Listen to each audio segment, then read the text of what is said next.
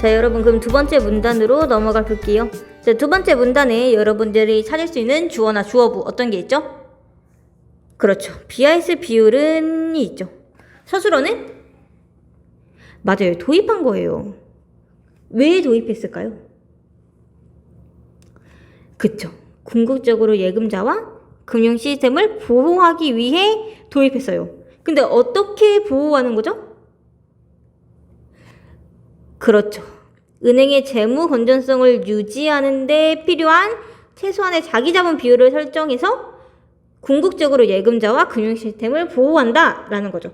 그럼 BS 비율은 재무 건전성을 유지시켜 줄 수 있는 비율을 만들었는데 그거는 즉 예금자와 금융 시스템을 뭐 한다? 그쵸, 보호한다 라는 거죠. 자, 여기까지 괜찮으면 다음 문단 넘어갈게요. 자, 다음 문장에서 찾을 수 있는 서술어는? 맞아요. 제시하였다죠. 근데 뭘 제시해요? 기준을 제시했는데 어떤 기준을? 맞아요. 바젤 위원회에서는 BS 비율이 적어도 규제 비율인 8%는 되어야 한다 라는 기준을 제시했죠. 자, 이에 대한 식은 다음과 같대요. 여러분, 이런 식은 여러분들 어렵게 만들려고 주는 게 아니라 여러분들 좀 더 독해 쉽게 하라고 주는 거니까 이런 식, 과정 같은 거 나오면 꼭 정리 잘 해놔야 돼요. 그럼 중요한 거니까 써볼게요. BS 비율은 위험 가중자산분의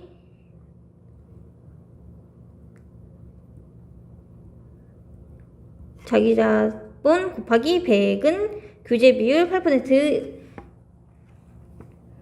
되어야 한다 라는 거죠. 자, 그렇다면 여러분 자기자본이 뭔지, 위험가중자산이 뭔지 알고 계신가요? 그쵸, 모르죠? 그렇다면 이제 뒤에서 자기자본이 뭔지, 위험가중자산이 뭔지에 대한 설명이 나올 가능성이 크겠죠. 그다음에 정말 그런지 함께 봅시다.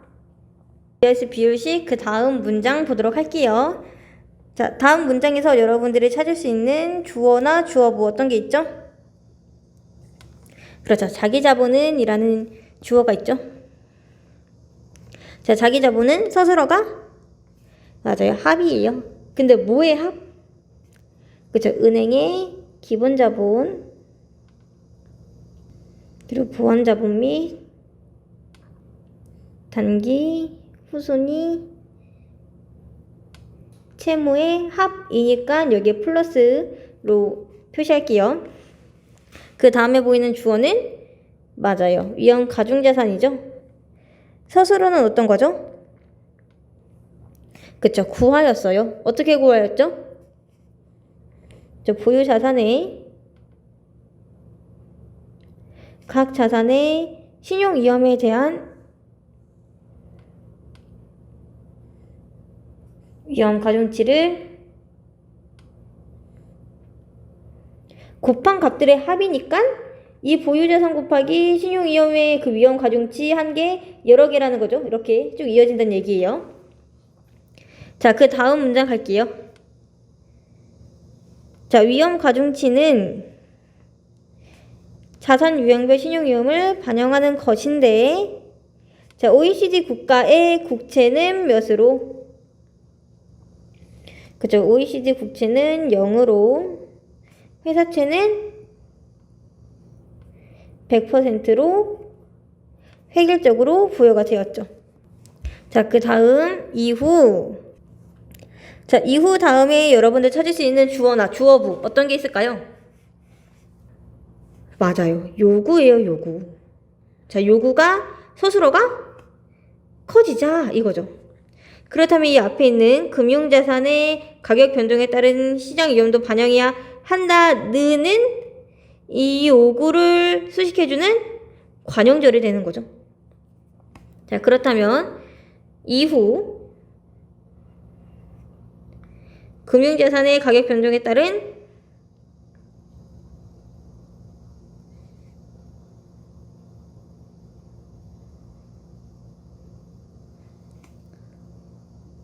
시장 위험도 반영해야 된다.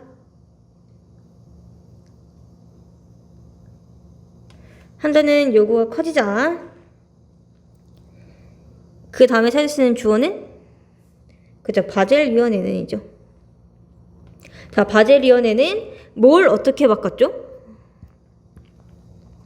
그쵸? 위험가중 자산을 신용위험에 따른 부분과 시장위험에 따른 부분의 합으로 새로 정의했어요. 자, 그렇다면 이제 앞으로 위험가중 자산은 연두색으로 표현을 하도록 할게요. 자, 위험가중 자산은 원래 신용위험에 위험가중치만 있었는데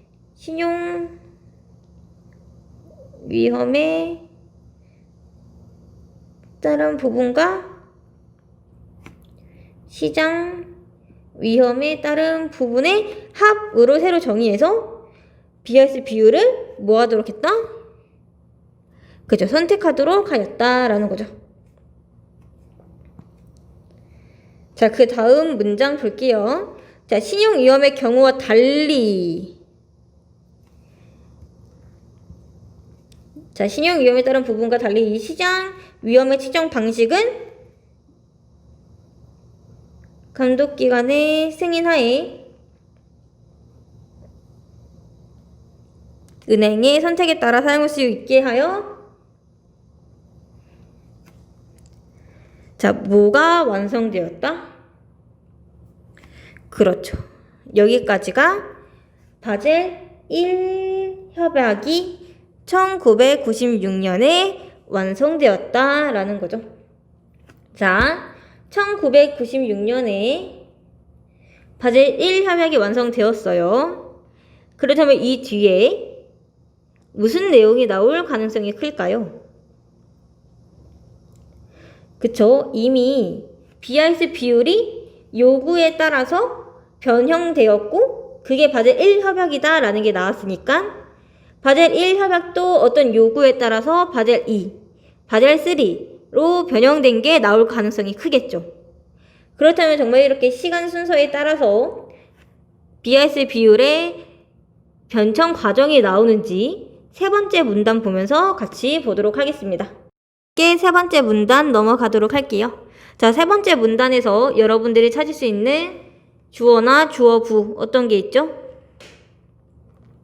맞아요. 바젤 1 협약의 한계가 서술어가 드러나자 이거죠.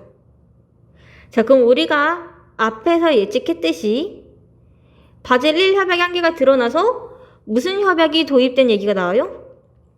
그죠? 바젤 2 협약이 도입된 얘기가 나오네요.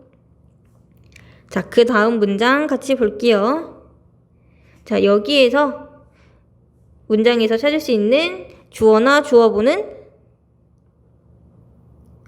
맞아요. 위험가중 자산이에요. 근데 우리 위험가중 자산은 연두색으로 표현하기로 했었죠. 그럼 다시 연두 색깔 가지고 자, 신용위험에 대한 위험가중치의 자산의 유형과 신용도를 모두 고려하도록 뭐 되었다? 수정되었다 라는 거죠. 자, 그럼 이제 시장위험은 건들지 않고 이 신용위험에 대한 부분을 자산의 유형과 신용도를 모두 고려하게 수정되었죠. 자, 신용위험의 측정 방식은 이 신용위험의 측정 방식은 표준 모형이나 내부 모형 하나에서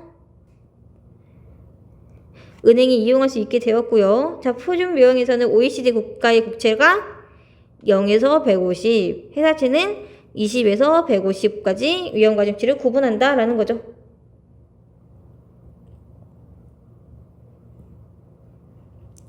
자, 우리 앞에서는 OECD 국채가 0으로 획일이었고 회사채가 100으로 획일이었는데 국채가 0에서 150으로 회사채가 20에서 150으로 위험가중치를 구별했다라는 거죠. 자, 이렇게 구별한 내용이 바젤 2 협약이 되는 거죠. 자, 예를 들어 한번 봅시다. 자, 실제 보유한 회사채가 100억 원인 100억 원인데 신용 이용 가중치가 20이라면 자, 실제 회사채가 100억 원인데 시험 이용 가중치가 20이라면 그 회사채는 20억으로 계산이 된다라는 거죠. 그럼 같이 해봅시다. 예를 들어 실제 회사채가 100억 원인데 위험 가중치가 20%예요. 20%니까 100분의 20 하는 거 맞죠? 그러면 이 사람의 위험 가중치를 고려한 회사채는 20억이 나오는 거죠. 이해됐나요? 이거 뒤에 문제가 마련되어 있으니까 문제 보면서 다시 한번 보도록 할게요. 자, 내부 모형은 자, 우리 표준 모형은 OECD 국채가 0에서 150, 회사채가 20에서 150이었는데 내부 모형은 은행이 선택할 위험 측정 방식을 감독기관의 승인하에 그 은행이 사용할 수 있도록 했대요. 이 내부 모양은 감독기관 승인 하에 은행 사용할 수 있게. 이게 내부 모양에 대한 설명이고 이게 표준 모양에 대한 설명이죠. 자, 그 다음에 보이는 접속어 또한 있죠. 자, 또한은 첨가의 의미를 알려주는 접속어죠. 자, 또한 그 다음에 보이는 주어나 주어부는 맞아요. 비율이에요. 최저 비율이. 그런데 뭐에 대한? 그죠? 위험 가중 자산에 대한 자기 자본의 최저 비율이 뭘 초과하도록? 네, 이 규제 비율 8%를 초과하도록 자국은행에 요구할 수 있게 함으로써 자기 자본의 경직되는 기준을 보완하려고 했다라는 거죠. 자, 그러면 자, 자기 자본의 최저 비율이 나왔으니까 자기 자본은 오렌지색으로 하도록 할게요. 이 자기 자본은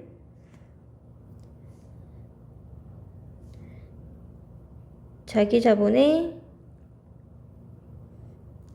최저 비율이 규제 비율 8%를 초과해야 한다라는 거죠.